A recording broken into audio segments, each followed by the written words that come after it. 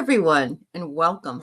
My name is Allie, and one of my secret sourcing of information comes from my lifelong obsession with reading books and then becoming a professor of English literature and so on for the last 26 years. Anyway, doesn't matter. I'm no better than anybody else. I just really love studying humanism, humanities, English, and so on. So back in the day, in my first master's degree program, I took a wonderful class on Don Quixote, and the book is very thick. It's a pretty thick book, but little do people know about some of the background of Cervantes, who is the author of Don Quixote, who lived at the same time exactly and as William Shakespeare. And his work is just as valuable, maybe even more valuable, if I dare say that, than William Shakespeare's. I have nothing against Shakespeare. I love Shakespeare, but I loved reading Cervantes' Don Quixote.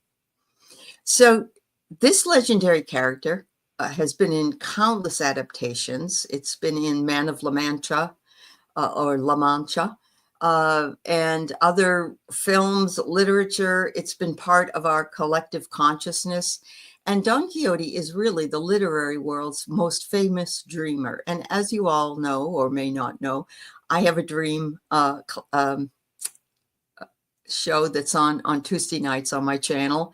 And so why not talk about the world's famous literary dreamer?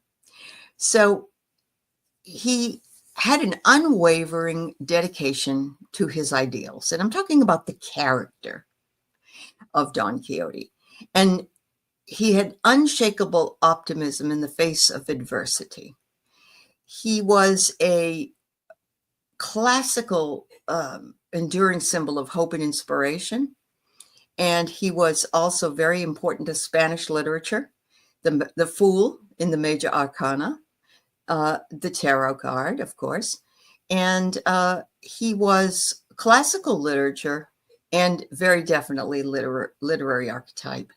He also had a really good bestie whose name was Sancho Panza, and he was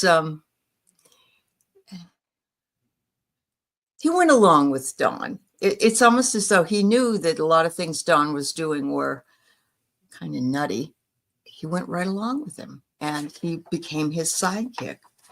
So the main character is often regarded as the quintessential dreamer. He's a nobleman who becomes obsessed with reading chivalric romances and decides to become a knight himself. The only problem with that is knighthood has been defunct, so to speak, for hundreds of years at that time. So his journey is a fascinating exploration, what makes him very much an explorer of the human spirit. So Don Quixote faces a lot of challenges. Many people in his life think he is lost his mind because he talks quite a bit about how he wants to be a knight and he wants to go out, riding his wonderful horse, who he sees as a beautiful, beautiful horse. He fashions a helmet. He has a long staff that he carries, and he wants to go out and rescue damsels in distress. He doesn't, however, really want to, I'm giving this in a nutshell because this book is very thick. He gets Sancho Panza to go along with him because he can give him some money. Sancho needs the money. He needs a job. And so Sancho Panza becomes his sidekick who rides a mule. Well, I will tell you, Don Quixote doesn't see his horse as being a stag or a hag. He sees it as being this beautiful horse. And he sees Sancho Panza also on his mule as having wonderful vehicle for travel as well. So his family and friends are worried. They try to intervene, but he says he believes in becoming a knight. He's determined to go out and see it through, and there's nothing they can do to stop him. His delusions often lead him to misrepresent reality, which I've just explained to you about the horses. But that causes lots of problems. He comes out when they're traveling and he sees these beautiful big windmills that are going around. And he looks at them and he says to Sancho, these are giants that we must get rid of here. And he also sees a group of traveling merchants as a band of robbers. His perception of reality is skewed, and this leads to some absurd situations. Despite these particular challenges, he remains committed to his dreams, even when others think he is crazy. But they don't just come from the outside. Don Quixote struggles with his own self-doubt.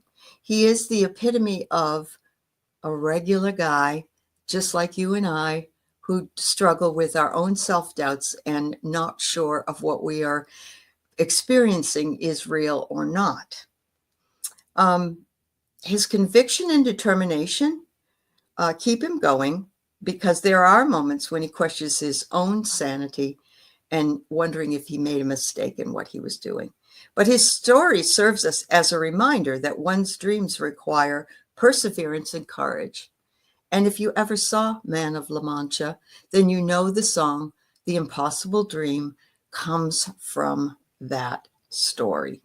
Not word by word in that story, but just someone based it on the Don Quixote. To dream the impossible dream, to fight the unbeatable foe, to dare.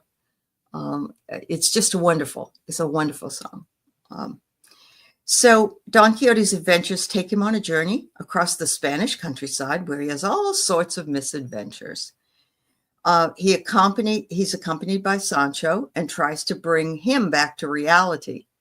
Don Quixote's ideals are rooted in the chivalric romances, and he's driven by his desires to revive knighthood. He sees himself as a heroic figure, righting wrongs and defending the honor of who he believes is his lady love, Dulcinea. As he navigates the complexities of reality, his motivations are tested time and time again. He's driven by a sense of purpose, but his perception of reality is often at odds with the world around him. The contrast between his dreams and reality leads in some poignant moments in the story, and despite the humor and satire, his story is a deeply human exploration of the complexities of our human experience. There's one part where they're on their horses, and Don Quixote and Sancho get off their horses, but it's pitch black outside. Nobody can see a thing. So Sancho really needs to relieve himself, if you know what I mean. And so he moves a bit away from where Don is, but he doesn't want to move too far away because he's worried he won't find him again. And unfortunately, he had to do the duty, let's say. And, he doesn't tell Don Quixote. And Don Quixote at one point goes, "Sancho, dost I smell fear?" And, there's a lot of things in this that are just funny. If you can read it in Spanish, I bet it's even funnier, honestly.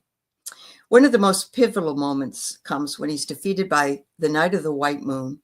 This convinces him to confront the reality of his situation and reevaluate what dreams he has. In a moment of clarity, he marks a turning point in his journey, and he begins to see the world in a different light and starts to let go of his delusions. The aftermath of this is both humorous and tragic. He's forced to return home, his dreams of knighthood shattered, but even in defeat, there's a sense of dignity and nobility about him. He's a complex figure, full of contradictions, but it's the complexity that makes him so compelling and so human. So his legacy as a dreamer continues to resonate with audiences today. His story has inspired countless adaptations, and he remains one of the most iconic figures in literature. He also wants us to pursue our own dreams, no matter how impossible they may seem. P.S. note, probably about 10 years ago, I entered a contest for my most chaotic person in my life. And my dad, to me, was the most chaotic person in my life because he was a big dreamer. He did use his wagon or his car to head west.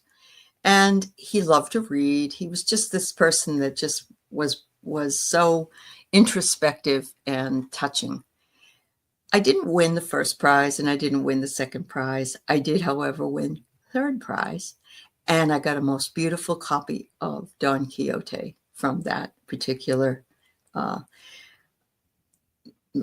contest. And so it gave back to me in more than one way many years after I had read the story. And it is one of the most beautiful stories, I believe, in literature of the world. Thank you so very much, everybody. You have a beautiful day. Bye-bye.